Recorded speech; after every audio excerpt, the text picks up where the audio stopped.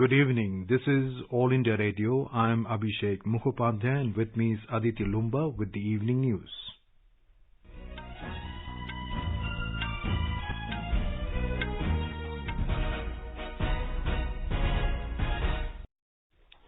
The headlines. India says its immediate focus is to ensure that Afghan soil is not used for terrorist activities. External Affairs Minister S. Jaishankar meets Slovenian President and Foreign Minister, discusses key challenges facing India and European Union.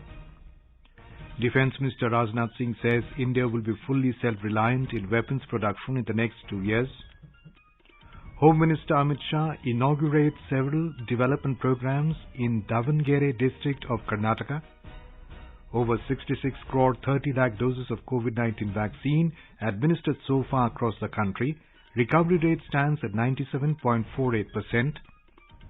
India Pavilion in Expo 2020 Dubai to start on 1st of next month to showcase resurgent India's march to becoming a $5 trillion economy in post-COVID world.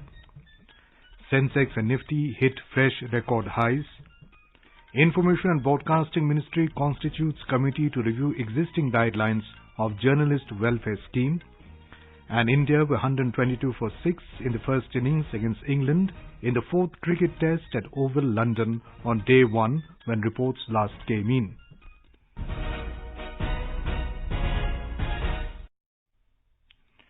As the nationwide free COVID-19 vaccination campaign at government facilities for those above 18 years is underway, we advise young listeners to get vaccinated and also help others get vaccinated. We also advise the listeners not to lower their guard as COVID-19 remains a threat to our health.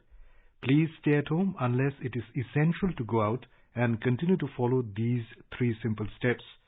Wear a face mask, maintain 2 gaz ki duri for social distancing, focus on hand and face hygiene.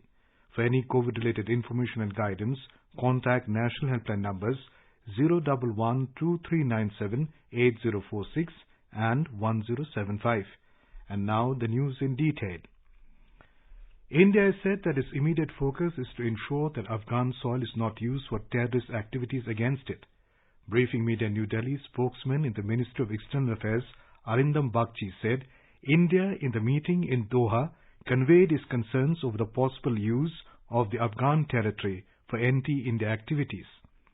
Referring to the meeting between Indian envoy to Qatar, Deepak Mittal, and Taliban leader Sher Mohammad Abbas Stanikzai, he said they have received a positive response.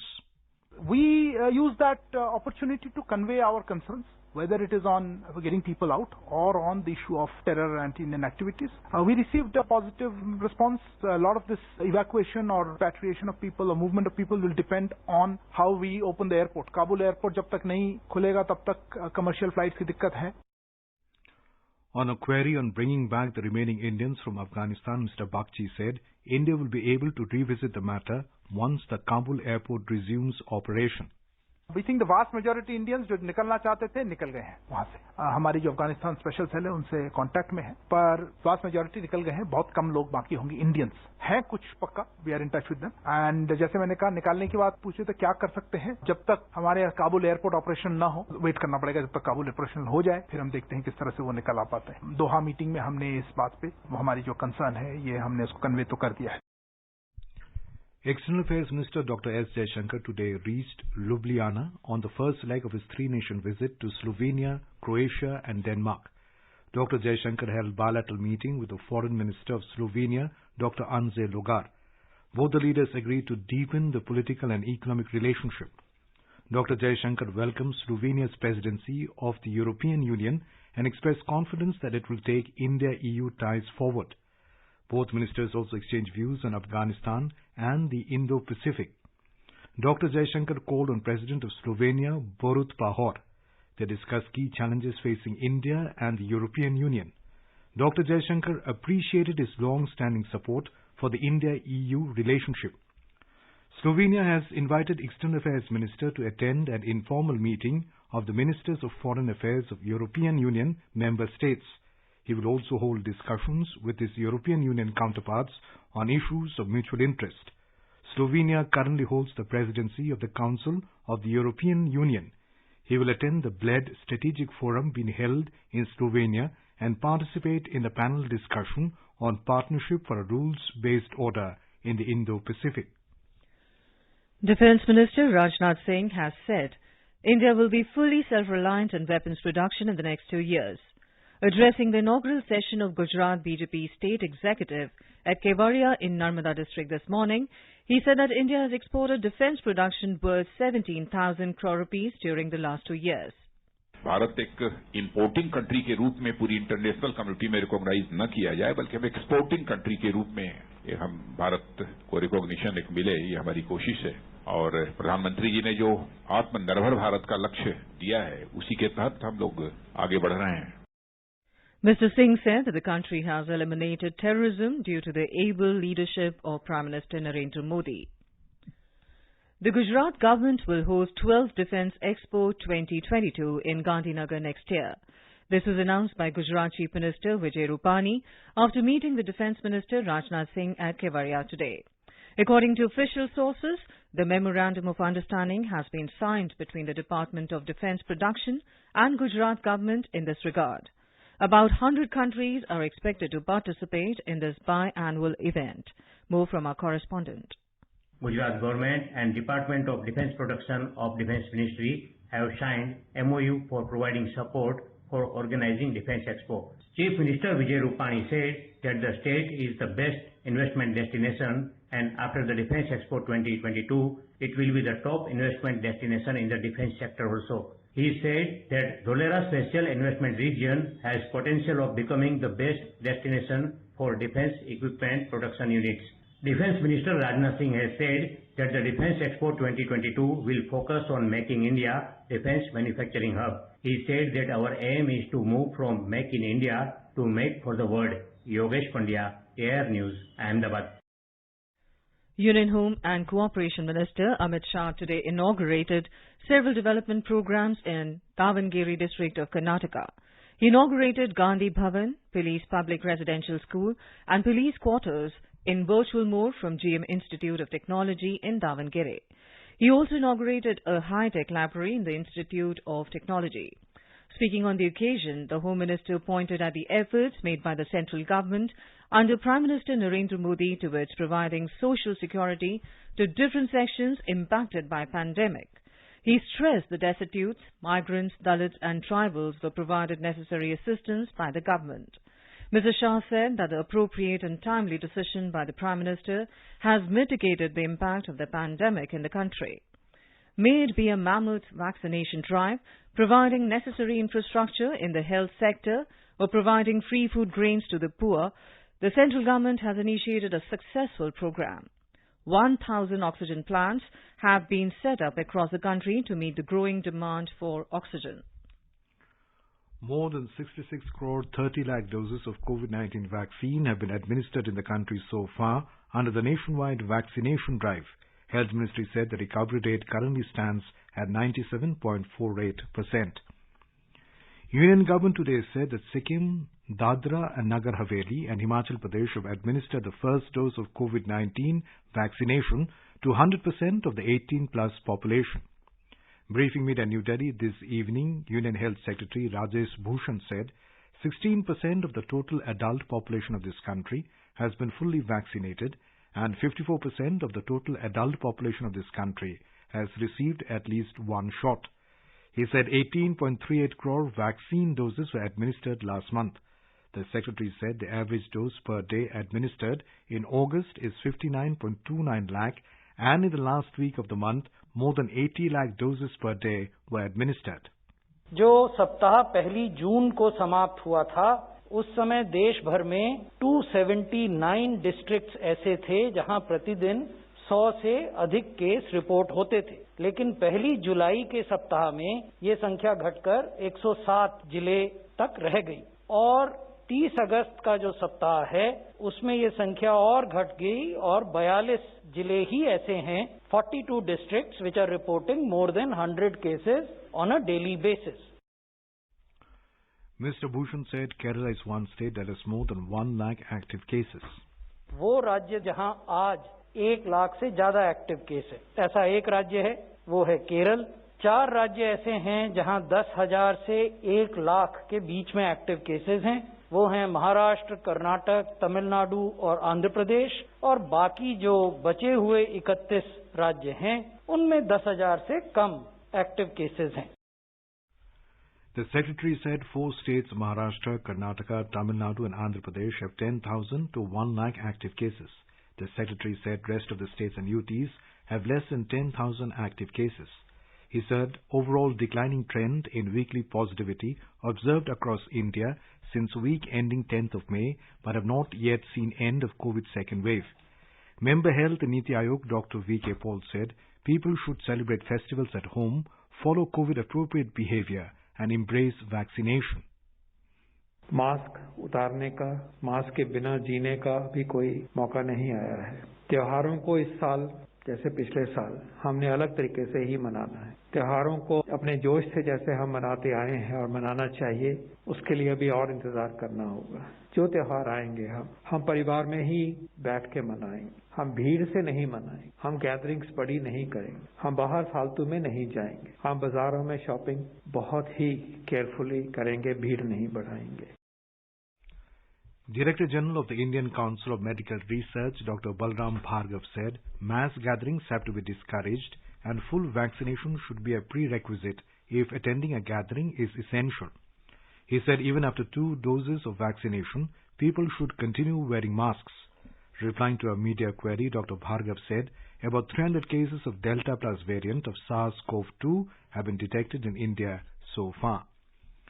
International passengers arriving in Mumbai from UK, Europe, West Asia, South Africa, Brazil, Bangladesh, Botswana, China, Mauritius, New Zealand and Zimbabwe will have to undergo a RT-PCR test at arrivals from tomorrow.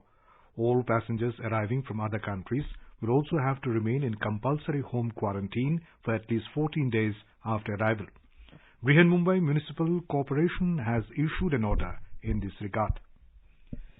Home Ministry today said that Indian visa or stay stipulation period of foreign nationals stranded in India due to COVID-19 pandemic has now been extended till 30th of September. This facility is presently available till 31st of August. The ministry said due to the situation arising out of COVID-19 pandemic, a number of foreigners who had come to India on various types of visas prior to March last year got stranded in the country in the absence of funds to their destinations. The central government has facilitated the stay of such foreign nationals within India by giving deemed extension of their regular visa or e-visa or stay stipulation period on gratis basis without levy of any overstay penalty. India and the United States held a bilateral 2+2 intersessional meeting at the official level yesterday in Washington, D.C.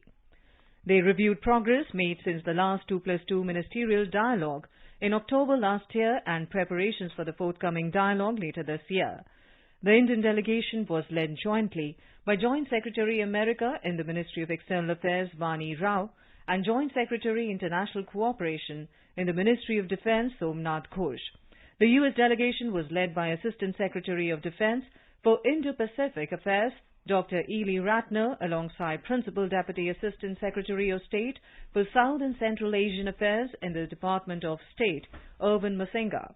Both the sides took stock of the progress and developments in the bilateral agenda under the India-US Strategic Partnership, including defense, global public health, economic and commercial cooperation, science, technology, clean energy and climate finance, and people-to-people ties.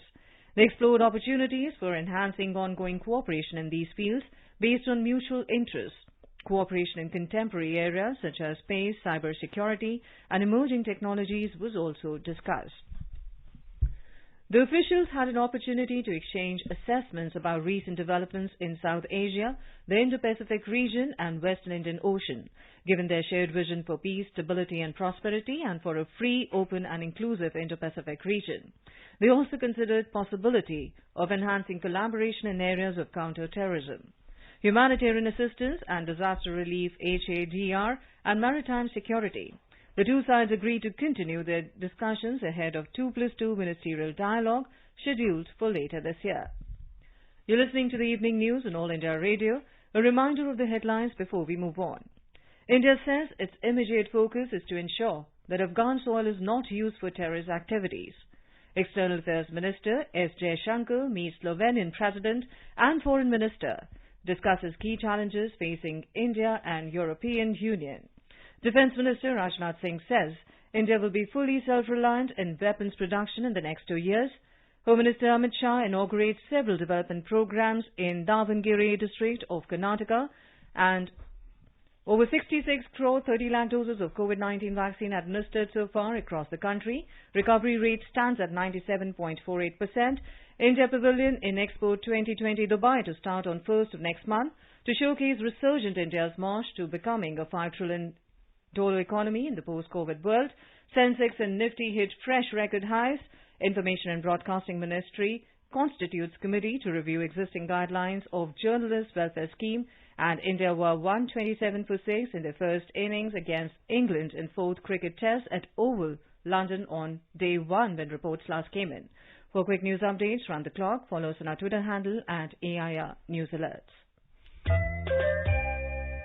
चलो मिलकर एक शुरुआत करें, चलो एक फैसला आज करें, मास्क नहीं तो टोकेंगे, कोरोना को रोकेंगे, चलो एक इरादा करते हैं, चलो कुछ वादा करते हैं, मास्क नहीं तो टोकेंगे, कोरोना को रोकेंगे। आजादी का अमृत महोत्सव के पावन अवसर पर आकाशवाणी समाचार के कार्यक्रम परिक्रमा में 2 सितंबर गुरुवार को शाम 4:45 पर सुनिए देश की आजादी की लड़ाई में अपना अमूल्य योगदान देने वाली असम की आयरन लेडी चंद्रप्रभा साइकियानी की गाथा।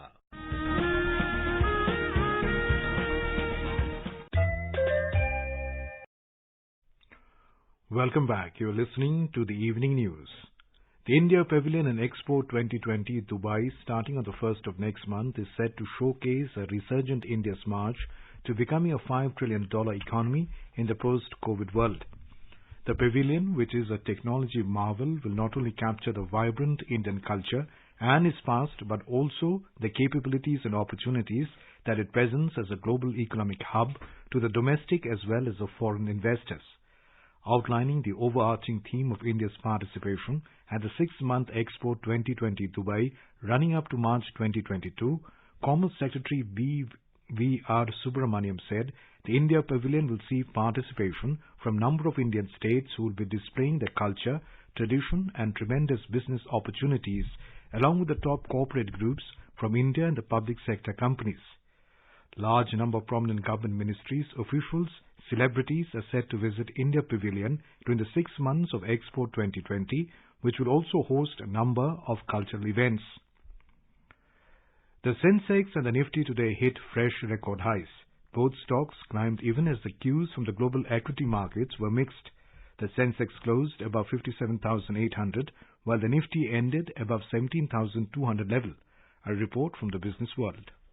The BSE Sensex gained 514 points or 0.9% to finish at 57,853. The NSE Nifty also surged 158 points or 0.92% to settle at 17,234. In the forex market, the rupee appreciated marginally by 2 paise against the US dollar to close at 73 rupees and 7 paise against the US dollar. Gold prices gained 90 rupees at multi-commodity exchange for October contracts. The precious metal was trading at 47,155 rupees per 10 grams.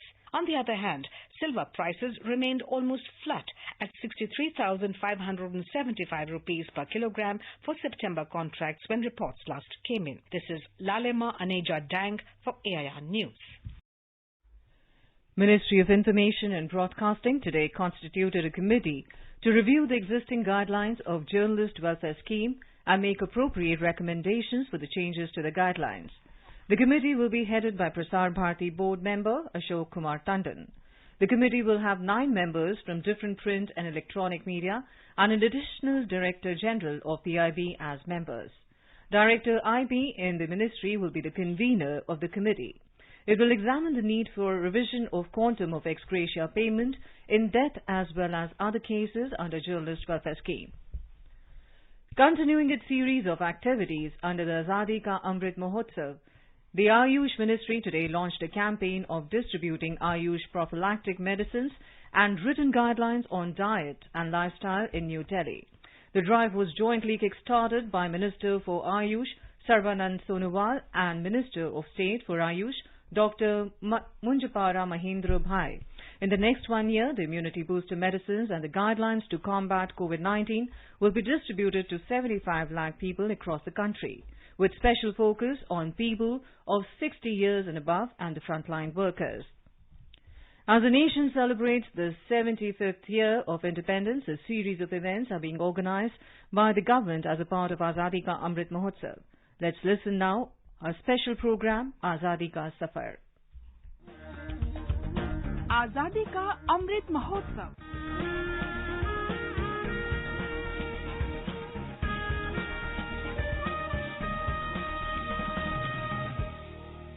Azadi Ka Safar with AIR News. Birth of a Nation. India's glorious freedom struggle is one of the greatest movements the modern world has ever witnessed. AIR News brings you a glimpse of the struggle every day. The day of 2nd September holds great significance in Indian freedom struggle, as on this day in 1946, the interim government of India was formed from the newly elected Constituent Assembly of India. It was for the first time since the coming of British that the government of India was in Indian hands, and this government had the task of assisting the transition of British India to independence. Originally, the government was headed by the Viceroy of India, but later it was transformed into a council of ministers with the powers of a prime minister bestowed on the vice president of the council. This position was held by Jawaharlal Nehru. Vallabhbhai Patel held the portfolios of Home Affairs and Information and Broadcasting. The interim government remained in place until 15th of August 1947, the date of the independence of India. New Delhi. And although the scene looks quiet enough, there was naturally tense excitement when members of India's interim government, under the leadership of Mr. Nehru, went to the Viceroy's house. They were received by Lord Wavell, who was to administer the oaths of allegiance, of office and of secrecy, whereby Indian affairs passed into the care of an all-Indian cabinet. The elections for the Constituent Assembly were not direct elections, as the members were elected from each of the provincial legislative assemblies. Although India remained under the sovereignty of the United Kingdom until August 1947, the interim government proceeded to establish diplomatic relations with other countries, including the United States of America. The Constituent Assembly, from which the interim government was drawn, also began the task of drafting the constitution for independent India. Today, we also pay tributes to the transnational Indian revolutionary Virendranath Chattopadhyay, who left us on this day in 1937. He was brother of the famous freedom fighter Sarojini Naidu and renowned Bengali poet and musician Harindranath Chattopadhyay. During the first decades of the 20th century, he carried out anti-imperial and anti-colonial campaign outside India, first in Europe.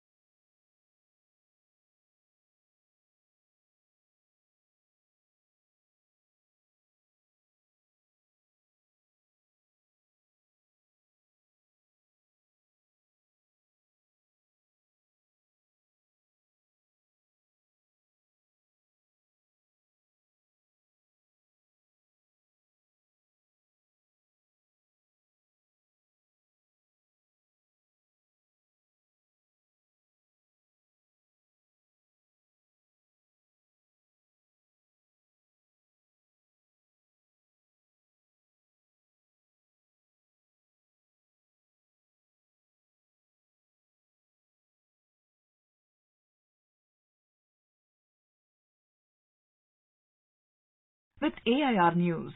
See you in next episode tomorrow.